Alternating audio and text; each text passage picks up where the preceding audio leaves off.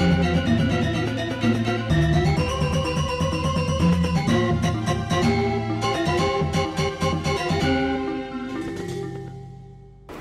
Swastiastu, pemirsa Bali TV dimanapun Anda berada, kembali saya Nyoman Winata, redaktur pelaksana harian Bali Pos. Ya, seperti biasa, pasti dalam Bali Pos Talk.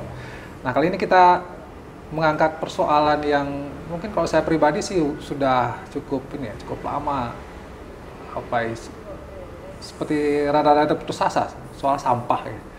Yang mungkin kalau kita di Denpasar merasakan betul, sampah ini sudah menjadi masalah yang mohon maaf agak susah kalau apakah sudah ada solusinya atau belum gitu ya. Tapi semakin hari bukannya semakin terang jalan untuk menyelesaikannya, tapi semakin sulit yang kita lihat. Nah, saya akan mewawancarai Bapak Komang Sudiarte. Tentu pemirsa sudah sangat paham, beliau adalah founder dari komunitas Maludong yang sudah belasan tahun juga ngurusin sampah. Kita sapa dulu.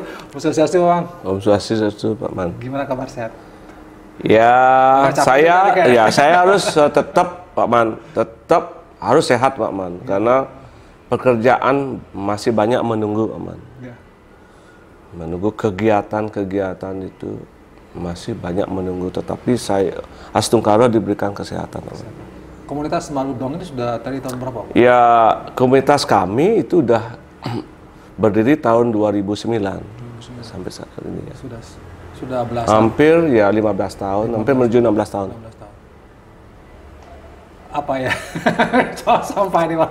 Akarnya dulu mungkin ya, Bapak kan sudah 15 tahun ya soal sampah. Apa yang jadi akar masalah? Kenapa ini susah untuk? Ya, kalau ngomongin akarnya manusia itu harus dibangun dulu.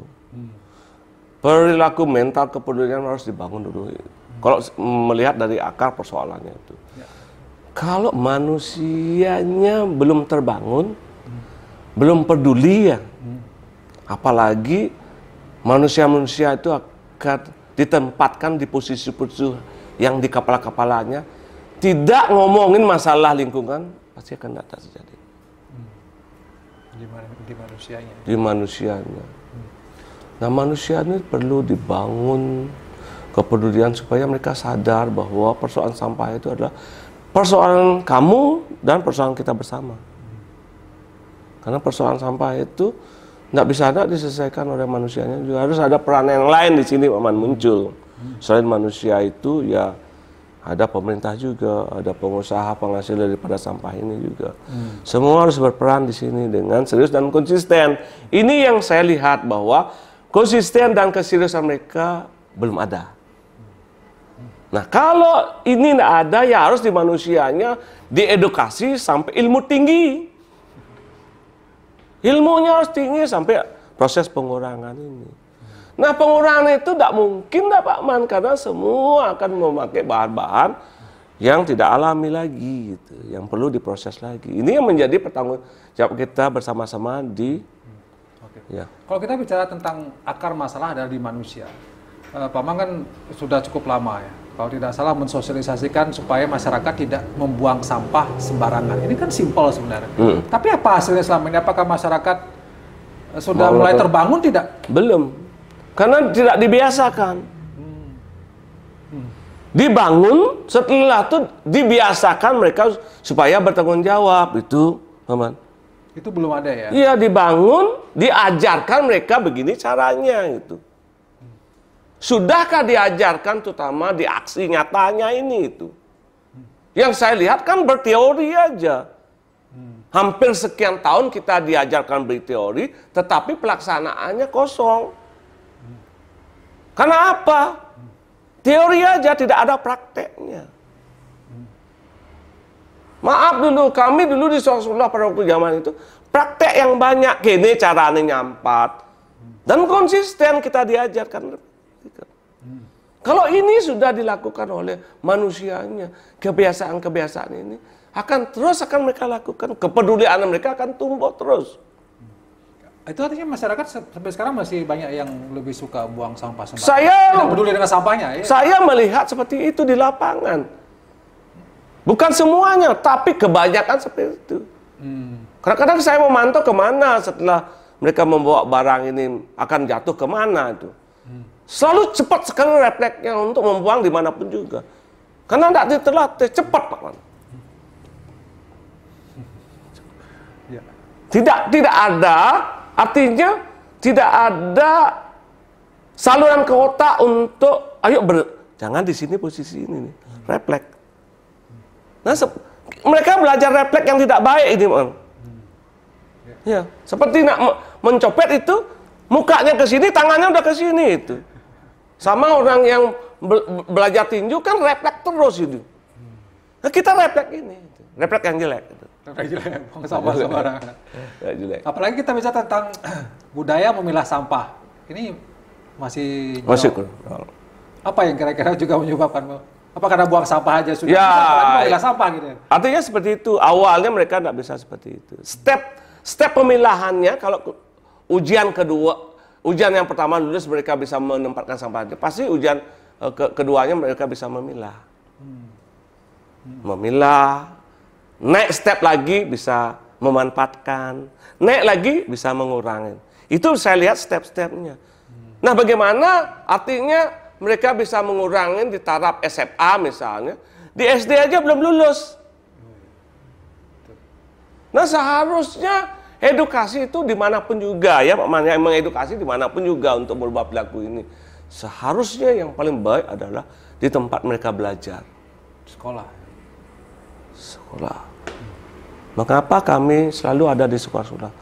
Kalau di sekolah tidak, sama sekali mereka tidak lakukan, jangan kita mengharapkan bisa menyelesaikan persoalan ini.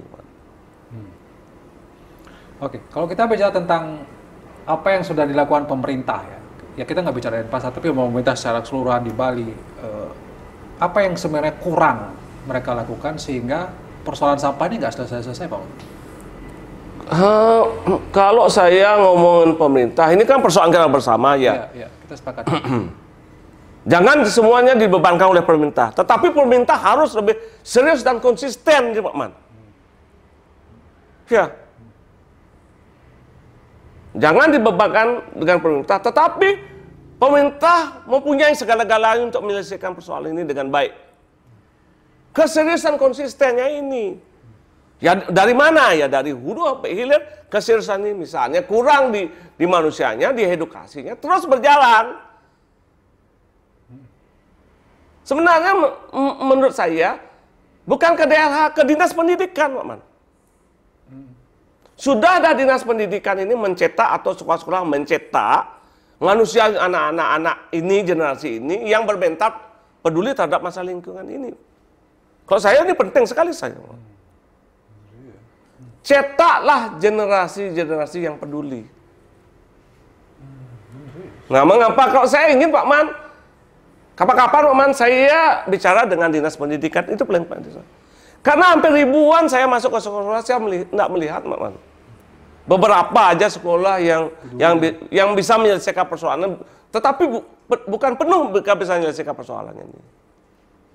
Itu menunjukkan bahwa di sekolah pun mereka belum diajarkan untuk bermental bagaimana mengelola sampah mereka sendiri. Jeleknya jadi Pak Man, ya saya tidak bilang sekolahnya itu. Mereka pasti diedukasi bagaimana sampah itu tidak boleh dilakukan, ya dibakar. Tetapi mereka bakar di dalam sekolah, apa yang terjadi? Ada sesuatu penyelesaian yang tidak bisa diselesaikan dalam sekolah itu sendiri. Banyak aman terutama di desa-desa, mengkhawatirkan, menyedihkan. Menyedihkan, aman. Seharusnya lo pengawasan siapapun juga deh. Lebih banyak di lapangan. Saya orang lapangan, aman. 15 tahun saya orang di lapangan dan pahamlah sedikit persoalan ini. Oke, kalau kita bicara tentang dampak, Pak. Tapi sebelum sampai sana, tadi kan Bapak mengatakan pemerintah tidak kurang konsisten, kurang serius. Apa yang menyebabkan mereka kurang serius dan kurang konsisten? Terlalu banyak kepentingan misalnya atau? Bisa. Atau mereka menganggap masalah sampah ini bukan masalah yang urgent? Sebenarnya pemerintah udah tahu sih gitu. Udah tahu ya? Iya. Mengapa negara lain bisa menyelesaikan persoalan itu? Itu dibalikin aja. Ada apa ya? Karena keseriusan mereka semua, termasuk pemerintah ini. Kalau di manusia yang seperti saya sampaikan, di manusianya yang harus diperbaiki dari sumbernya dulu. Kalau pemprosesan seperti sampah-sampah yang tidak bisa dimanfaatkan oleh masyarakat, ya cari alat-alat yang lebih canggih lagi. Kalau dua sisi ini hulu hilir dijalankan oleh orang profesional pasti akan selesai. Orang yang profesional dan orang yang serius ya, Pak. Kudus. Profesional, serius dan konsisten. Masa negara lain sudah bisa menyelesaikan persoalan ini dengan cepat, kita masih di persoalan ini. Bukan saya pintar Pak Man. Saya kepingin cepat sekali persoalan ini selesai Pak Man. Ingin. Dan saya sudah melihat dari mana harus dilakukan. Pertama dari manusianya yang pasti itu. Ya. Mengapa yang saya selalu di sekolah-sekolah supaya nantinya kita dapat generasi yang bagus daripada kita lagi gitu. Oke, tadi sudah sedikit menyelesaikan ini. Mulai dari manusianya, dari sekolah. Next, apalagi Pak untuk menyelesaikan masalah sampah ini? Ya, setelah manusianya peduli, terbangun, ya, itu stepnya Pak Man. Mereka bisa menempatkan sampah di tempat yang benar. Nah, sekarang yang terjadi kan sampah-sampah itu bukan bisa diselesaikan di rumah saja Pak Man. Ada sampah-sampah yang tidak bisa diselesaikan oleh masyarakat itu, harus ada yang menyelesaikan di hilirnya. Ini menjadi persoalan Pak Man. Ngomong pasti, oh sekarang step yang kamu bisa memilahkan. Pertama jadi pertanyaan, sudah siapkah fasilitas tong sampah? Kan udah mau milah sampah itu. Tetapi fasilitas tak ada. Nah kalau manusianya ngomongin tong sampah yang ada, mungkin dibangun lagi, diedukasi. Masih ada tong sampah, ngalih tong sampah lagi sampai kamu ketemu. Ya. Setelah ada tong sampah terpilah itu, harus ada pemrosesan organik ke kijau, residu ke kijau, daur ulang apakah sudah banyak bank sampah yang bisa ngambil sampah-sampahnya ini banyak Pak Man. Nah, di komunitas kami ingin mencoba hulu hilir ini selesai. Udah, Pak Man. Di komunitas Melodong sudah punya itu ya? Sudah, kami ingin mencoba sampah-sampah kegiatan kami tidak akan menuju ke TPA, Pak Man. Mungkin caranya sudah, banyak cara sebenarnya, Pak Man. Banyak solusi, cuma eksekusinya yang kurang. Ya. Oke, kemarin soal tebo modern. Tebo modern ini gimana sebenarnya? Kalau jadi solusi nggak itu sebenarnya? Ya salah satu solusi yang terbaik bagi kami. Dan banyak solusi yang lain ya. Salah satu berarti ya? Ya salah satu ya. Biar enggak, oh ini yang terbaik, enggak, salah satu yang terbaik. Tebo modern ini bisa dibangun di mana sebenarnya? Sebenarnya ya, mengapa saya berani menyampaikan itu sudah, karena kami sudah punya dan kami tidak punya lahan yang besar. Yang pasti keinginan kami untuk menyelesaikan sangat serius itu, jadinya kami bisa melakukan. Tebo modern itu, tebo itu dulu kan memang ada Pak Man. Semua rumah punya, hampir punya tebo itu. Tetapi kan horizontal Pak Man, linggah itu. Ada di Medauh, ada Celeng dan semua sama-sama organik. Masuk ke sana, anggap tempat sampah di sana. Sekarang kan tidak ada lahan lagi, dan salah satunya ada ke bawah dia, vertikal. Nah, vertikal seperti apa? Ini pun dari teman-teman yang ada di Gianyar, di Celuk, dari Cemengon, yang teman-teman yang kami, ini yang terbaik yang mereka lakukan harus kami ikutin itu. Enggak, mereka baik kita harus pakai itu, biarpun di dalam negeri itu yang terbaik untuk menyelesaikan dalam negeri itu kita pakai. Kedalamannya 2 meter Pak Man. Nah, 2 meter itu buesnya itu cuma 1,5 meter. 1,5 meter itu tanah. Sampah organik dibuang ke sana. Gitu. Semua sampah organik, terutama sampah organik basah Pak Man.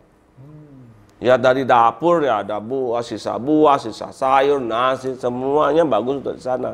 Termasuk mungkin dari canang, apanya, bunganya, atau sebenarnya. Artinya ada solusi sedikitnya untuk mengurangi sampah yang keluar dari rumah, Pak Man. Nah, kalau sisa-sisanya seharusnya pemerintah yang memikirkan kemana ini. Yang daur ulang sama yang... Seharusnya, Pak Man, munculkan bank sampah atau apa, atau pemerintah membuat sampah tempat daur ulang atau apa, termasuk residu ini. Nah, residu ini kan kami sudah punya juga. Kami punya alat pembakar juga. Saya bilang membakar gitu. Insenerator. Ya, insenerator yang kami punya, yang kita diberikan dari Jepang. Karena mengapa kami memakai itu, memang biaya operasionalnya kecil. Ya, bahan bakar nggak ada, terus gas nggak ada, listrik nggak ada, asap ada tapi bening. Tetapi ini solusi yang terbaik untuk saat ini, itu, Pak Man. Semuanya, Pak Man. Ya. Daripada ngomong-ngomong solusi tapi penyelesaian nggak ada, apa yang harus kita lakukan? Pak Mang bisa melakukan itu, pemerintah harusnya bisa melakukan itu. Orang pemerintah punya dana yang... Ya, pemerintah kan punya semuanya. Bapak, bagaimana dengan sanksi? Apakah harus perlu ada sanksi tegas? Perlu. Kalau lemah edukasinya kita, ngantos tak sadar mekelo, Pak Man. Makanya harus ada sanksi tegas. Seperti itu, Nah, harusnya. itu yang belum ada sekarang. Masa yang ada, Pak Man? Aturannya ada. Ya, jangan kalau begitu jangan buat aturan. Kalau saya terus terang, Pak Man, kadang-kadang kok ini biar atur, sampai bingung kita aturan apa, perda apa, bingung. Semuanya hampir sama, Pak Man. Ada perwali, ada perwali, ada pergub, apa lagi? Satu aturan, eksekusi. Lakukan serius dan konsisten, tidak melihat mengenal siapapun juga. Oke. Hantam semuanya untuk mereka membuat efek jerah ini, Pak Man, itu. Pak Man, terakhir. Kalau sampah ini tidak dikelola, tidak ditangani dengan baik, apa yang akan terjadi? Kalau saya khawatir itu, Pak Man. Khawatirnya kita orang pariwisata, ngandalin tamu, ngandalin turis itu. Turis yang kesini itu kan kepinginnya nyaman, Pak Man, indah. Terus kita sajikan yang seperti ini, kotor, pantai kotor, sungai kotor, bau lagi. Terus gimana, Pak Man? Saya berpikir seperti itu. Di luar pariwisata itu, dampak-dampak yang lain kan kesehatan sudah enggak bagus untuk kita juga, air tercemar dan semuanya. Ya sangat mengkhawatirkan, bencana yang kita akan hadapi lebih besar lagi. Baik. Oke, Om. Terima kasih, Om. Ada yang mau disampaikan kepada masyarakat? Untuk mempertegas lagi, Om. Apa yang mau sampaikan? Ya, saya sampaikan kepada semuanya ya. Karena kita hidup memerlukan udara dan air itu, ayo kita bertanggung jawab dengan persoalan ini gitu. Jangan cemarin sampah ini ke air, terus habis itu solusinya mereka bakar, itu kan artinya kehidupan loh, Pak Man, itu. Kalau kehidupan, sumber-sumber kehidupan kita, apa namanya, kita cemarin ya gimana jadinya, Pak Man. Ya ini adalah sampah, adalah kita, tanggung jawab kita bersama, yuk. Bersama-sama kita menyelesaikan. Malu dong itu. Baik, terima kasih Pak Mang atas pencerahan lah sebenarnya ini sebenarnya bagaimana kita melihat sampah ini, karena ini betul-betul menjadi masalah yang kalau tidak ditangani baik akan jadi bencana. Ada solusi, banyak solusi yang bisa dilakukan, dan Maludong sudah mencoba untuk melakukan itu. Tinggal pemerintah, masyarakat seriuslah untuk tangani sampah. Kalau tidak, bencana akan segera menerjang kita. Demikian Bali Post Talk kali ini, saya ucapkan terima kasih atas perhatian Anda. Saya tutup dengan Parma Santi, Om Santi, Santi Santi Om. Sampai jumpa.